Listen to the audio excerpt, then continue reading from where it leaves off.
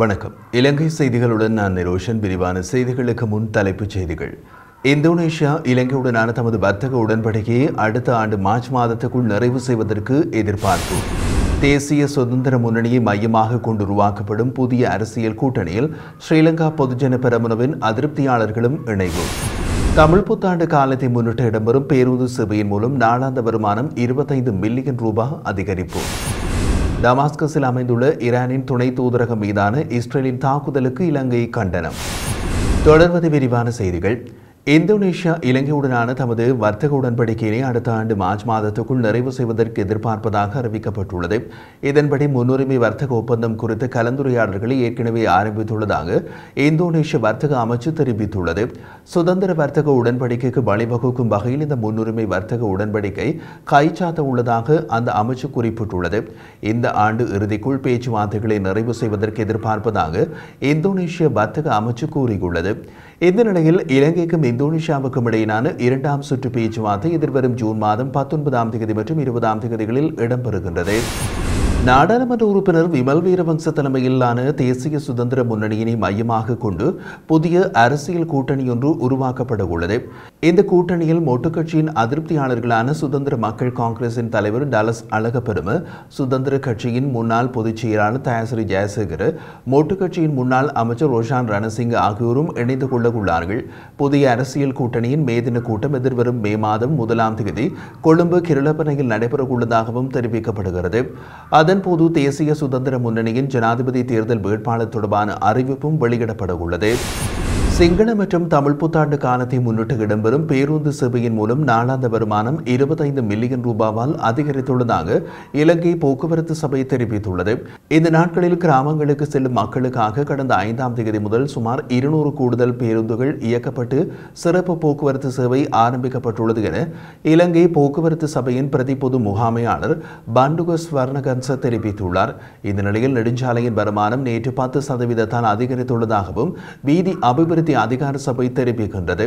இன்றும் 15ஆம் தேதிக்கும் இடையில் நெடுஞ்சாலையின் வருமானம் கணிசமான அளவு உயரும் சாத்தியம் எதிர்பார்க்கப்படுவதாகவும் தெரிவிக்கப்பட்டுள்ளது. இதற்கிடையில் நீண்ட தூர புகையிரத சேவைகள் தவிர கடந்த 10ஆம் தேதி முதல் ஏப்ரல் 15ஆம் தேதி வரை 12 கூடுதல் புகையிரதங்களும் சேர்க்கப்பட்டுள்ளது. இதேவேளை தமிழ் சிங்கள புத்தாண்டு காலப்பகுதியின் போது சிபெட்கோ எரிபொருள் நிலையங்களில் தொடர்ந்தும் எரிபொருள் விநியோகம் செய்வதற்கு தேவையான நடவடிக்கைகள் எடுக்கப்பட்டுள்ளதாக இலங்கை பெட்ரோலிய கூட்டுத்தாபனம் தெரிவிக்கின்றது. நாட்டின் எரிபொருள் தேவையினை பூர்த்தி செய்வதற்காக எரிபொருள் இருப்புகளை இறக்குமதி செய்து பிரதான முனையங்களில் உள்ள களஞ்சிய சாலைகளில் போதிய இருப்புகளை பராமரிக்க நடவடிக்கை எடுக்கப்பட்டுள்ளதாகவும் எரிபொருள் இருப்புகளை பராமரிப்பது குறித்து அனைத்து எரிபொருள் நிலைய உரிமையாளர்களுக்கும் அறிவிக்கப்பட்டுள்ளதாகவும் கூட்டுத்தாபனம் சுட்டிக்காட்டியுள்ளது. ஜனாதிபதி தேர்தலுக்கான தயார்படுத்தல்களை பிரதான கட்சிகள் ஆரம்பித்துள்ளதுடன் தேர்தலை எதிர்கொள்ளும் வலுவான கூட்டணிகளும் அமைக்கப்பட்டு வருகின்றன. சிறுபான்மை மக்களை பிரதிநிதித்துவப்படுத்தும் பெரும்பாலான கட்சிகள் எதிர்க்கட்சியான ஐக்கிய மக்கள் சக்தியோடு கூட்டணியில் இடம்பெற்றுள்ளன. அதேபோன்று கடந்த தேர்தலில் பொதுஜன பெரமுனவின் சார்பில் போட்டியிட்டு நாடாளுமன்றத்தில் சுயாதீனமாக இயங்கும் சில உறுப்பினர்கள் ஐக்கிய மக்கள் சக்தியின் கூட்டணியில் இணைந்துள்ளார்கள். ஸ்ரீலங்கா முஸ்லிம் காங்கிரஸ் மற்றும் அகில இலங்கை மக்கள் காங்கிரஸ் ஆகிய கட்சிகளும் ஐக்கிய மக்கள் சக்தியின் கூட்டணியிலேயே உள்ள அதே நேரம் தேசிய மக்கள் சக்தியின் தலைமையில் பரந்துபட்ட கூட்டணி என்றும் அமைக்கப்பட்டு வருகிறது. இந்த கூட்டணியில் சிவில் அமைப்புகளும் தொழிற்சங்கங்களும் அதிகளவாக இணைந்து வருகின்றன. ஆனால் ஜனாதிபதி தேர்தலுக்காக கட்சியை தயார்படுத்தும் பணிகளில் ஆளும் கட்சியான பொதுஜன பெரமுன செயல்பாடுகள் மந்தகதியில் இடம்பெற்று வருகிறது. ஜனாதிபதி வேட்பாளரை தெரிவு செய்வதில் ஏற்பட்டுள்ள சிக்கல்கள் காரணமாக ஆளும் கட்சிக்குள் குழப்பமான நிலைமை நீடித்து வரும் நிலையில் ஜனாதிபதி வேட்பாளரை தெரிவு செய்யும் பொறுப்பு முன்னாள் ஜனாதிபதியிடம் கையளிக்கப்பட்டுள்ளது. மஹிந்தவும் ஜனாதிபதி ரணில் விக்ரமசிங்கவும் நெருங்கிய நண்பர்களாக உள்ளனர்.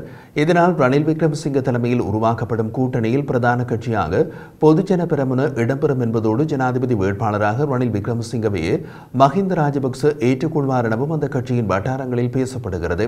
எனினும் பொதுஜன பெரமுன ஐக்கிய தேசிய கட்சி மற்றும் ஐக்கிய மக்கள் சக்தியில் ஒரு தரப்பினரை இணைத்து பரந்துபட்ட கூட்டணியை உருவாக்கும் வியூகத்தை வளர்த்துள்ள ரணில் அதற்கான பேச்சுக்களையும் அண்மை காலமாக முன்னெடுத்துள்ளார். அதன்படி புத்தாண்டின் பின் ரணில் பல அதிரடியான தீர்மானங்களை எடுக்க உள்ளதோடு மக்களை கவரும் சில அறிவிப்புகளையும் வெளியிட உள்ளார். இந்த பின்புலத்தில் புத்தாண்டின் பின்னர் ரணில் மஹிந்த சந்தித்து ஜனாதிபதி தேர்தலுக்கான வியூகங்கள் தொடர்பாக கலந்துரையாட உள்ளதாகவும் இதில் பொதுஜன பெரமுனவின் நிபந்தனைகளை ரணிலிடம் மஹிந்த எடுத்துக் கூற உள்ளதாகவும் தெரிவிக்கப்படுகிறது. சிரியாவின் தலைநகர் டமாஸ்கஸில் அமைந்துள்ள ஈரானின் துணை தூதரகம் மீதான இஸ்ரேலின் தாக்குதலுக்கு இலங்கை கண்டனம் தெரிவித்துள்ளது. இது தொடர்பில் வெளிவிவகார அமைச்சு வெளியிட்டுள்ள அறிக்கையில் இவ்வாறு தெரிவிக்கப்படுகிறது. குறித்த விடயம் தொடர்பாக மேலும் தெரிய வருவதாவது, பிராந்தியத்தில் ஏற்பட்டுள்ள கொந்தளிப்பான நிலைமையினை மேலும் அதிகரிக்காமல் நிதானத்தை கடைபிடிக்கவும், வன்முறையை பயன்படுத்துவதை தவிர்க்கவும் சம்பந்தப்பட்ட அனைத்து தரப்புகளையும் வலியுறுத்த விரும்புவதாக இலங்கை வெளிவிவகார அமைச்சு குறிப்பிட்டுள்ளது. அத்துடன் இந்த விடயங்களுக்காக ஜனா உடன்படிக்கையினை கடைபிடிக்குமாறும் இலங்கை இஸ்ரேலிடம் கோரியுள்ளது. முன்னதாக சிரியாவில் உள்ள ஈரான் தூதரகம் மீது இஸ்ரேல் நடத்திய தாக்குதலில் பலர் கொல்லப்பட்டதை அடுத்து இந்த தாக்குதலுக்கு பதிலடி கொடுக்க ஈரான் தயாராகி வருவதாக சர்வதேச ஊடகங்கள் செய்தி வெளியிட்டுள்ளமை குறிப்பிடத்தக்கது. புலிகள் அமைப்புக்கும் தேசிய மக்கள் சக்திக்கும் பாரிய வித்தியாசம் கிடையாது என பொதுஜன பெரமுனவின் தேசிய அமைப்பாளர் நாடாளுமன்ற உறுப்பினர் நாமல் ராஜபக்ச தெரிவித்தார். கண்டியில் ஊடகங்களுக்கு கருத்துரைத்த போது அவர் இவ்வாறு குறிப்பிட்டுள்ளார். இது குறித்து அவர் மேலும் தெரிவிக்கையில், கட்சியை மறுசீரமைத்து தேர்தலில் பொதுஜன பெரமுனவை வெற்றியடைய செய்வதை எமது எதிர்பார்ப்பு என்பதோடு நாட்டின் இறைமை, கலாச்சாரம், நாட்டு மக்களை பாதுகாக்கும் வேலை திட்டங்களோடு முன்னோக்கி செல்வோம். தேசிய பொருளாதாரத்தை வலுப்படுத்துவதற்கான வேலை திட்டங்களை நாட்டுக்கு தற்போது தேவைப்படுகிறது. பொறுப்பு வாய்ந்த அரசியல்வாதிகள் என்ற ரீதியில் பொதுஜன பெரமுன சார்பில் பொருத்தமான ஒருவரை நாம் தெரிவு செய்வோம். மக்கள் நம்பிக்கையினை வெற்றி கொண்ட ஒருவரே பொதுஜன பெரமுனவின் ஜனாதிபதி வேட்பாளராக தெரிவு செய்யப்பட வேண்டும் என்பதில் கட்சியின் தேசிய அமைப்பாளர் என்ற ரீதியில் எனக்கு பாரிய பொறுப்பு உள்ளது. எனவே கட்சியினை கட்டியெழுப்பு நடவடிக்கையை முன்னெடுப்பதற்கான நடவடிக்கையினையே முன்னெடுத்துள்ளேன். இதேவேளை புலிகள் அமைப்புக்கும் தேசிய மக்கள் சக்திக்கும் பாரிய வித்தியாசமில்லை.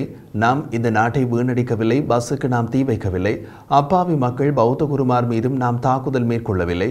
இவ்வாறான சம்பவங்களோடு ஒப்பிடுகையில் புலிகள் அமைப்புக்கும் தேசிய மக்கள் சக்திக்கும் பாரிய வித்தியாசம் இல்லை என்றே தெரிகின்றது என்று நாமல் ராஜபக்ச தெரிவித்துள்ளார்.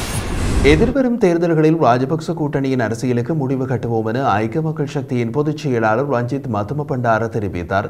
இது தொடர்பாக ஊடகங்களிடம் அவர் குறிப்பிட்ட போது, எதிர்வரும் ஜனாதிபதி தேர்தலில் ஐக்கிய மக்கள் சக்தியின் தலைவர் சஜித் பிரேமதாச வெற்றியடைந்தே தீருவார். எதிர்வரும் நாடாளுமன்ற தேர்தலிலும் ஐக்கிய மக்கள் சக்தி வெற்றி வாகை சூடும். மொட்டு கட்சிக்கும் அந்த கட்சியை பாதுகாத்து வரும் ரணில் விக்ரமசிங்க தலைமையிலான ஐக்கிய தேசிய கட்சிக்கும் எதிர்வரும் தேர்தல்களில் நாட்டு மக்கள் தக்க பாடம் புகட்டுவார்கள். ஐக்கிய மக்கள் சக்தியின் ஆட்சியில் நாட்டு மக்கள் நிம்மதியுடன் வாழ்வார்கள் என்றார். இலங்கைக்கு வருகை தரும் சுற்றுலா பயணிகளின் எண்ணிக்கை ஏப்ரல் மாதத்தின் முதல் 9 நாட்களில் 50,000 கடந்துள்ளது. ஏப்ரல் மாதத்தின் முதல் 9 நாட்களில் 50,537 சுற்றுலா பயணிகள் வருகை தந்துள்ளதாக சுற்றுலா அபிவிருத்தி அதிகார சபை தெரிவிக்கிறது.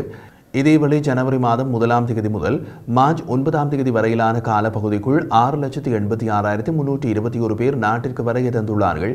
கடந்த ஆண்டுடன் ஒப்பிடுகையில் இது 45% அதிகரிப்பாகும் என்றும் தெரிவிக்கப்பட்டுள்ளது.